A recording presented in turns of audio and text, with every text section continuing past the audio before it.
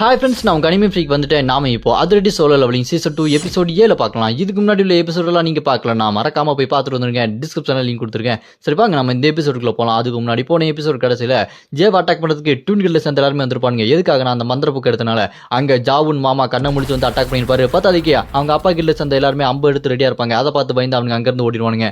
அப்போ நம்ம அவனோட அம்மா பார்க்க போவோம். அவங்க அம்மா 10 வருஷத்துக்கு அப்புறம் கண்ணை முடிச்சிருப்பாங்க. அதோட போன எபிசோட் முடிஞ்சிருக்கும். வாங்க நம்ம இந்த எபிசோடில் என்ன நடந்துருப்பாங்களாம். இந்த எபிசோடு ஸ்டார்டிங்ல நம்ம ஹீரோ மிகப்பெரிய மந்திர பொருள் வச்சிருக்க அந்த இடத்த அடிச்சு நொறுக்குனதுக்கு அப்புறம் விர்கோகுல்ல அந்த இன்னொரு இடமான டெலிபோர்ட் ஸ்டேஷன்ல நம்ம ஹீரோ அவங்க ஃப்ரெண்ட்ஸ் வந்திருப்பாங்க. நம்ம ஹீரோ கெவின் கிட்ட டே இது ட்வின் கில்லால மட்டும் தான் முடியும் நினைச்சேன், உங்களால டெலிபோர்ட்லாம் பண்ண முடியுமாடா அப்படி சொல்லிட்டு நம்ம ஹீரோ கேட்டோன்னே எங்களாலையும் முடியும் அப்படி சொல்லிட்டு அந்த கெவின் விளக்க வர கொடுத்துட்டு இருப்பான். அதை கேட்டு நம்ம ஹீரோ டே சும்மா கேட்டா ஏன்டா வளவலன்னு பேசிட்டு இருக்கு அப்படி சொல்லிட்டு அசிங்கப்படுத்திடுவாரு. அதை பார்த்துட்டு கெவின் டே நீ கேட்டதான்டா சொன்னேன், ஏன்டா அப்படி அசிங்கப்படுத்துற அப்படி சொல்லிட்டு ரொம்ப அசிங்கப்பட்டு இருப்பான். இந்த பக்கம் நம்ம ஹீரோட ஃப்ரெண்டு ஓட்டர்ஸ் போன்ல பேசிட்டு இருப்பான். யாருன்னா அவனோட பொண்ணு யூகாட்ட தான். யூகா அவன் ஓட்டர்ஸ் கிட்ட அப்பா அம்மா கண்ணு முடிச்சுட்டாங்க, இவ்வளோ வருஷம் கழிச்சு அவங்க நல்லா ஆரோக்கியமாக தான் இருக்காங்க அப்படி சொன்னேன். அதை கேட்டு எங்கள் ஓட்டர்ஸும் அப்படியா எனக்கு ரொம்ப சந்தோஷமா இருக்கு அப்படி சொல்லிட்டு சிரிச்சுட்டு இருப்பான். அது மட்டும் இல்லாமல் அந்த மஞ்சள் மண்டையனோட அண்ணன் வந்து ஹாஸ்பிட்டலில் இருக்க ஜேவ் அட்டாக் பண்ண அப்படின்றத எல்லா நியூஸும் சொல்லுவாளா. அதை கேட்டு ஓட்டர்ஸ் செம கடுப்பாவான். அந்த மஞ்ச மண்டையன் டைவோ என் பையனையும் அட்டாக் பண்ண வந்துட்டானா, அவனை விடக்கூடாது அப்படின்னு சொல்லிட்டு மனசுல யோசிச்சுட்டு இருப்பான். அப்படியே 10 வருஷத்துக்கு முன்னாடி இந்த மஞ்ச மண்டையன் அவனோட அண்ணன் டைவோ இவங்க 2 பேர் தான் அந்த தவளையை கொண்டு வந்து இந்த சிட்டியில் விட்டானுங்க தெரிய வந்துடும். உடனே அங்கே நம்ம ஓட்டர்ஸ் அந்த 10 வருஷத்துக்கு முன்னாடி ஃப்ளாஷ்பேக்கில் அவனோட அம்மா லிப்ராவோட அந்த பாஸ் இருக்கா பார்த்தீங்களா, அவகிட்ட போய் நீ என்ன நினச்சிட்டு இருக்க, உன்னோட பசங்க தான் அதெல்லாம் பண்ணியிருக்காங்க, ஒழுங்காக வந்து ஒத்துக்க சொல்லு அப்படி சொல்லிட்டு கேட்டோன்னே அது கேட்ட அந்த லிப்ராவோட பாஸ் இவளோட பேர் ஜெனிஃபர். அவள் அப்படியே திமிரு பிடிச்ச மாதிரி ஓட்டர்ஸ் கிட்ட உனக்கு தான் 2 பசங்க இருக்காங்கல்ல, பசங்க இந்த மாதிரி சின்ன சின்ன தப்பு தான் பண்ண தான் செய்வாங்க, அதுக்காகலாம் அவங்க வந்து ஒத்துக்க முடியாது, ஒழுங்கா நீயே அதை ஒத்துக்கோ, இல்லை உனக்கும் 2 பசங்க இருக்காங்கல்ல அவங்க உயிரோடு இருக்கணுமா வேண்டாமா அப்படின்னு சொல்லிட்டு அவள் பயங்கரமாக மிரட்டிடுவா. பார்க்கறதுக்கு வில்லி மாதிரி மிரட்டி விட்டுருவா. அதை கேட்டு வேற வழி இல்லாமல் ஓட்டர்ஸும் அவங்ககிட்ட அந்த அளவுக்கு அப்போ பாரும் இல்லையா. யூகா இவங்க 2 பேரோட உயிர் ரொம்பவே முக்கியன்றனால ஓட்டர்ஸ் அங்கேருந்து ஒன்றுமே பண்ணாமல் கிளம்பியிருப்பான். ஏன்னா அவன் நினைச்சாலும் ஒன்றுமே பண்ண முடியாது. லிப்ராவோட பாஸான அந்த ஜெனிஃபர் அவங்க 2 பசங்களும் ரொம்பவே ஸ்ட்ராங்கானவங்க.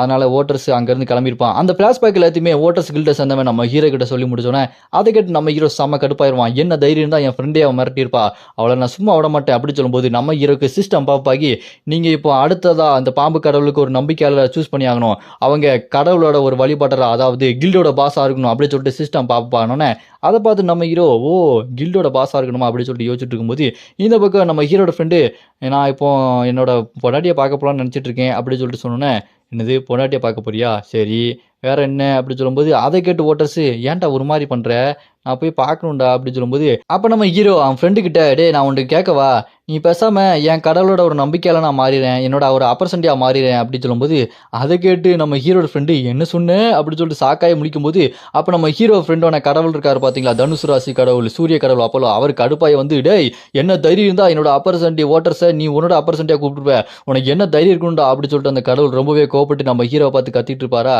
அதை பார்த்து நம்ம ஹீரோ இவனை யாரா கூப்பிட்டது இப்படி கத்திட்டு இருக்கான், காது வலிக்குதுடா அப்படின்னு சொல்லிட்டு அந்த கடவுளே கிண்டல் அடிச்சிட்டு இருப்பாரு நம்ம ஹீரோ. உடனே அங்கே இருக்க நம்ம ஹீரோட ஃப்ரெண்டு அந்த கில்ல சேர்ந்தனும் கடவுளே எங்களை மன்னிச்சிருங்க மன்னிச்சிருங்க அப்படின்னு சொல்லிட்டு அந்த கடவுளை சமாதானம் பண்ணி அங்கேருந்து அனுப்பிச்சு வச்சிருப்பாங்க. இங்கே கெவின் நம்ம ஹீரோ கிட்ட என்னையா பைத்திய மாதிரி பண்ணிட்டு இருக்க, அங்கே கடவுள் வந்து உன்னை அட்டாக் பண்ணியிருப்பாரு, ஆனால் இதை பார்க்கறதுக்கு செம காமெடியாக இருந்தது, அந்த கடவுளையே கிண்டல் அடிச்சிட்டியாப்பா அப்படின்னு சொல்லிட்டு நடுவரில் காட்டிட்டு இருப்பான் அவன் ஃப்ரெண்டு கிட்ட அந்த கெவின். அதை பார்த்து நம்ம ஹீரோ கடுப்பா என் ஃப்ரெண்டு ஓட்டர்ஸ் கிட்டே நீ நடுவரில் காட்டுறியா, உனக்கு என்ன தைரியம் இருக்கணும் அப்படின்னு சொல்லிட்டு தலையிலேயே ஓங்கி நச்சு நச்சு நச்சு நச்சு நம்ம ஹீரோ போட்டு அந்த கெவினை மிதிச்சுக்கிட்டே இருப்பாரு. அதை நிறைய இந்த பக்கம் நம்ம ஹீரோட ஃப்ரெண்டு அங்கே இருக்கிற அவன் கில்டு மெம்பர் பார்த்து உன்னோட லுக்கே சரியில்லையே, நான் உன்னை இதுக்கு முன்னாடி நோட் பண்ணேன் அப்படின்னு சொல்லும்போது அப்படியே ஃப்ளாஷ்பேக்கில் இதுக்கு முன்னாடி நம்ம யூகா அவனோட தம்பிக்கு மெசேஜ் பண்ணியிருப்பாள். ஏன்னா அவன் தான் நம்ம ஹீரோட ஃபர்ஸ்ட் அப்பர்சண்டி தெரிஞ்சு கோவப்பட்டு மெசேஜ் பண்ணியிருப்பா. அந்த இடத்துல என்ன பண்ணியிருப்பான் அந்த கில்டு மெம்பர் அதாவது நம்ம ஹீரோட ஃப்ரெண்டு கில்டு மெம்பர் நான் வேணா உங்களுக்கு ஹெல்ப் பண்ணுவா, நீங்கள் அங்கே போகிறதுக்கு பதிலாக நீங்கள் எங்கள் கூட வாங்கலே நம்ம ஸ்கார்பியன் கில்டுக்கு ஒன்றா போகலாம் அப்படின்னு சொல்லும்போது அப்போ தான் அந்த கடைக்காரன் குறுக்கு போது இந்தாங்க என்னோட டெலிபோர்ட்டேஷன் ஸ்கோல், இதை வச்சு நீங்கள் அப்படி டக்குன்னு அங்கே போயிடலாம் அப்படின்னு சொல்லிட்டு அவளை அனுப்பி வச்சிருப்பான். அதை பார்த்து அவன் கடுப்பாகி நான் அவளை எப்படி என் கூட கூட்டு போகலான்னு நினச்சேன், இந்த கடைக்காரன் வந்து எனக்கு கடுப்பேத்திட்டானே அப்படி சொல்லிட்டு அந்த கில்டு மெம்பர் கடுப்பாயிட்டு இருப்பான்.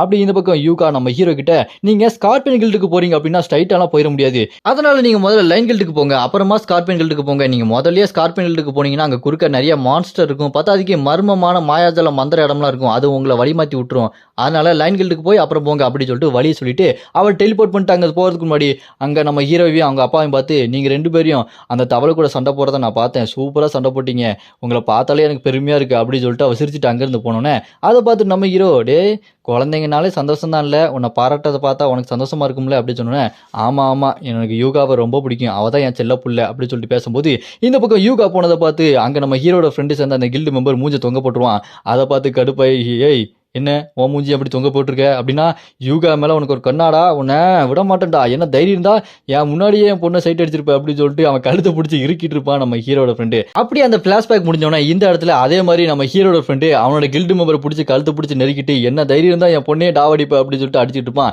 இந்த பக்கம் நம்ம ஹீரோ கெவின் தலையிலே நங்குன்னு மீச்சிட்டு இருப்பான்.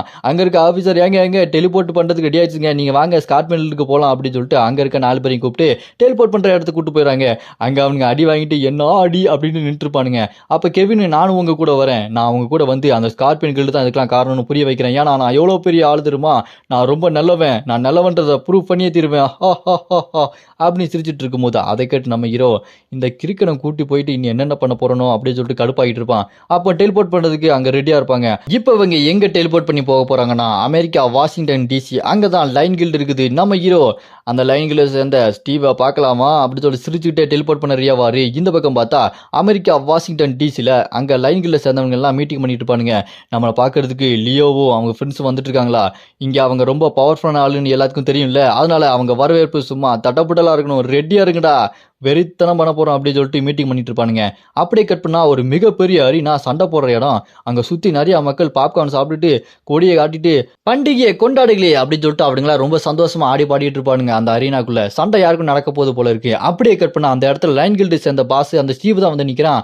அவன் வந்துட்டு நான் எதுக்கு இங்கே நிற்கிறேன் எதுக்காக இங்கே நிற்கிறேன் அப்படின்னு சொல்லிட்டு முன்னாடி நிற்கும் போது அங்கே நம்ம ஸ்டீவுக்கு முன்னாடி நம்ம ஹீரோ லியோ கொட்டாய் விட்டுட்டு எனக்கு போர் அடிக்குதுடா அப்படின்னு சொல்லும்போது நம்ம ஹீரோவை பார்த்துட்டு அந்த லைன் கில்ல சேர்ந்த ஸ்டீவ் ஐயோ இவன் முன்னாடி நான் அதுக்கிட்டா நின்றுட்டு இருக்கேன் அப்படின்னு சொல்லிட்டு கத்திட்டு இருப்பான். அப்படியே கட் பண்ணா சிறிது நேரத்திற்கு முன்னாடி வாஷிங்டன் டிசி அங்கதான் நம்ம ஹீரோ அவங்க ஃப்ரெண்ட்ஸ் வந்து இறங்குறாங்க. இறங்கிட்டு வந்து பார்த்ததுக்கு அப்புறம் அந்த ஸ்டீவ் அவனோட சிலையை பாருங்க சிங்கத்துக்கு மேல நிக்கிற மாதிரி பயங்கரமா மான்கரையத்தை போஸ் எல்லாம் கொடுத்து நின்றுட்டு இருக்கிறான்.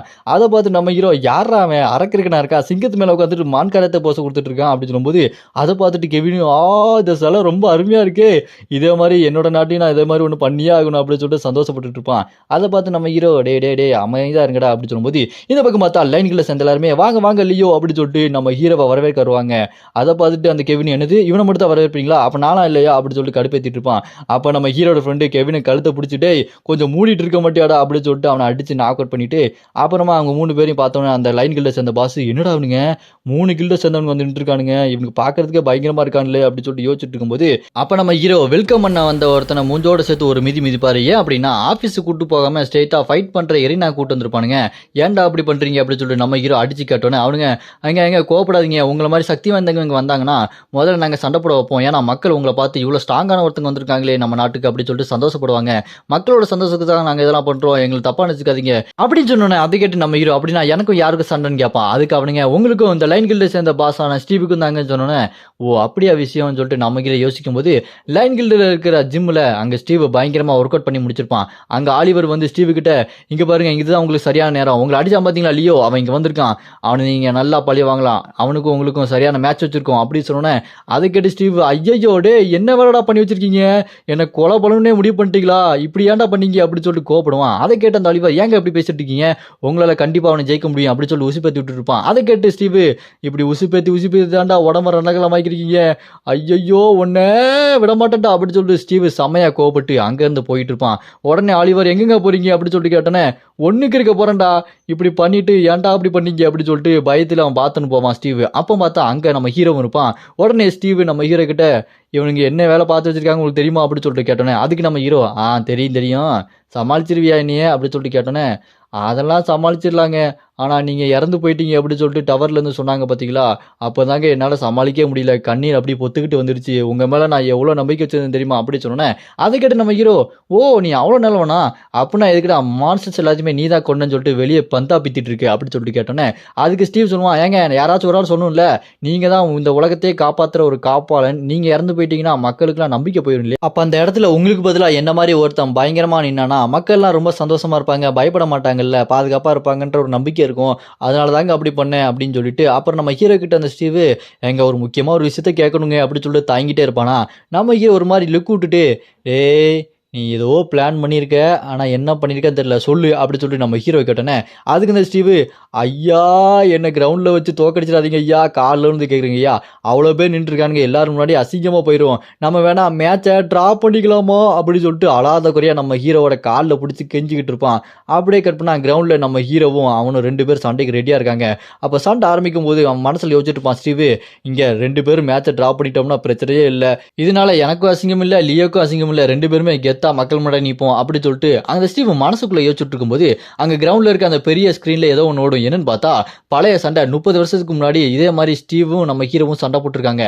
அப்ப என்ன நடந்திருக்கு, ஸ்டீவ் வேகமா நம்ம ஹீரோவை ஓங்கி குத்திருக்கான். அப்படி குத்தும் போது சிரிச்சிட்டு இருந்திருக்கான் நக்கலா. அதை இப்போ போட்டு காட்டுறாங்க. அதை பார்த்து நம்ம ஹீரோ, இது எனக்கு சுத்தமா பிடிக்கலையேடா, ஏன் என்ன வெறுப்பேத்துறீங்க அப்படின்னு சொல்லிட்டு நம்ம ஹீரோ செம வில்லத்தனமா ஸ்டீவை பார்த்து முறைச்சிட்டு இருப்பாரு பாருங்க. அதை பார்த்து ஸ்டீவ் கடுப்பாயிட்டு, டேய் ஏன்டா இதை போட்டீங்க, ஐயையோ இவன் கடுப்பாயிட்டானடா, என்னை விட மாட்டானடா, என் சோழி முடிஞ்சு போ அப்படின்னு சொல்லிட்டு ஸ்டீவ் நம்ம ஹீரோவை பார்த்து பயங்கரமா பயந்துட்டு இருப்பான். அவனுக்கு அல்லு இருக்காது. இதோட இந்த எபிசோடு இங்க முடியுது.